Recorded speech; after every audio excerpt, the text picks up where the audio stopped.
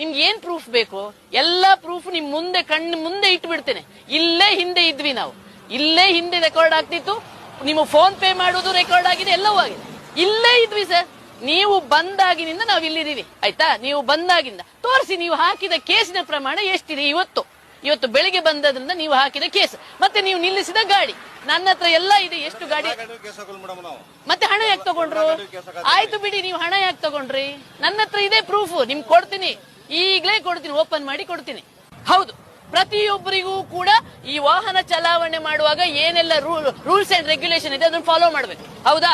ನೀವು ವೇಗವಾಗಿ ಮಿತಿ ಮೀರಿ ವೇಗದಲ್ಲಿ ಓಡ್ತಿದ್ದೀರಾ, ಅದನ್ನ ಹಿಡೀರಿ. ಎಮಿಷನ್ ಟೆಸ್ಟ್ ಆಗ್ಲಿಲ್ಲ ಮಾಡಿ, ಜೊತೆಗೆ ಕುಡಿದು ಏನಾದ್ರು ಮಾಡ್ತಿದ್ದೀರಾ ಮಾಡಿ. ಅದನ್ನ ಬಿಟ್ಟು ಮತ್ತೆ ಏನಾದ್ರು ಟ್ರಾಫಿಕ್ ಇದನ್ನೇನಾದ್ರು ಪ್ರಾಬ್ಲಮ್ ಮಾಡ್ತಾರೆ ಮಾಡಿ. ಬಿಟ್ರೆ ಹೈವೇ ಪೆಟ್ರೋಲ್ ಅವರು ಏನಕ್ಕೆ ಮಾಡಬೇಕು? ಎಮಿಷನ್ ಕೂಡ ನೀವು ಹಣ ತಗೊಳ್ಳೋ ಹಾಗಿಲ್ಲ. ಏನಿದ್ರು ಕೂಡ ನೀವು ನೋಟಿಸ್ ಕೊಡಕ್ಕಷ್ಟೇ ಅಧಿಕಾರ, ಬಿಟ್ರೆ ಬೇರೆ ಇಲ್ಲ.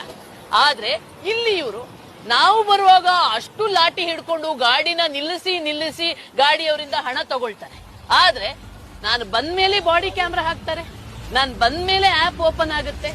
ಹಾಗಾದ್ರೆ 1 ಗಂಟೆಯಿಂದ ಮಾಡಿದ್ದಿವ್ರೇನು?